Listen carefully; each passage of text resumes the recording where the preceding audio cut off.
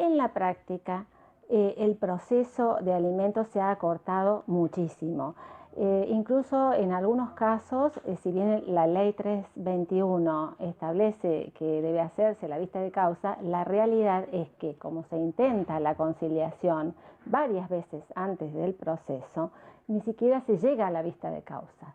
Y lo que se está tratando de hacer es justamente prescindir de toda la prueba que es sobreabundante y centrarse en la prueba del caudal del alimentante, que es realmente lo que nos da la pauta de en qué porcentaje o en qué suma se va a fijar la cuota alimentaria. Ahora bien, esto es en los procesos que derivan, en reclamos alimentarios que derivan de la responsabilidad parental, no así aquellos que derivan del parentesco, por ejemplo, entre abuelos o hermanos. ¿Por qué? Porque como esa obligación es de carácter subsidiario, la realidad es que la prueba es más compleja en esos procesos que en la prueba de los alimentos derivados de la responsabilidad parental. Fundamentalmente es una prueba informativa y aquí hay que hacer una diferenciación entre aquellos alimentantes, sean hombres o mujeres, porque hoy en día, y esto es sabido, que la obligación alimentaria pesa por igual sobre el progenitor y la progenitora. Es decir, que no podemos hablar del papá obligado, no en todos los casos es así. Los chicos hoy en día el cuidado personal es compartido y puede ser indistinto o alternado. Esto tiene variables en lo que es la prestación alimentaria.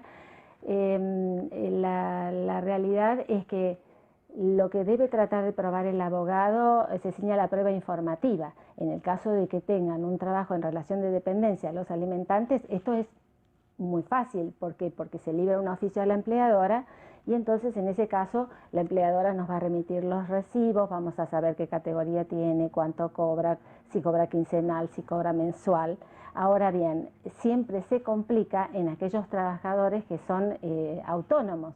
¿Por qué? Porque muchas veces trabajan o en negro o no tienen prestaciones, ingresos regulares, y entonces en ese caso se dificulta no la fijación de la cuota, porque uno puede hacer una estimación, aunque sea aproximada, pero sí mucho el cobro, sobre todo cuando no se denuncian bienes a embargo, es decir, los abogados no encuentran dónde embargar para asegurar el cobro de las cuotas, que vale la pena decir también que hoy se puede pedir el cobro, el embargo por cuotas futuras, es decir, para asegurar el cobro de cuotas futuras. Antes era más restrictivo el criterio, hoy está establecido expresamente en el código.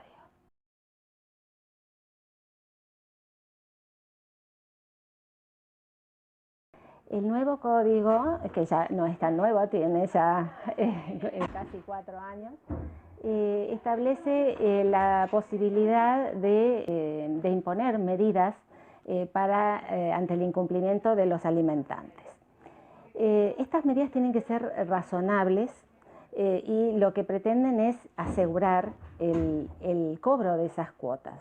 Pero ¿qué pasa? Muchas veces, y justamente en estos casos que yo referí anteriormente, la realidad es que se dificulta asegurar el cobro con algún bien.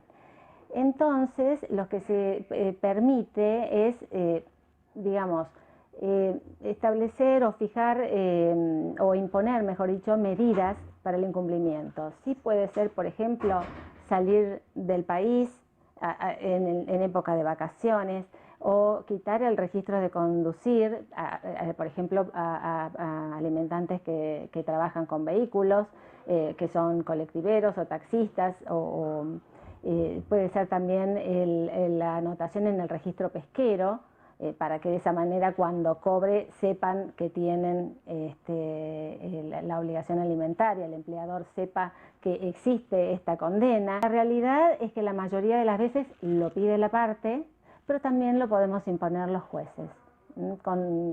Tenemos, digamos, amplias facultades para construir, como usted dice, estas medidas, es decir, para adecuar al caso la medida que sea razonable.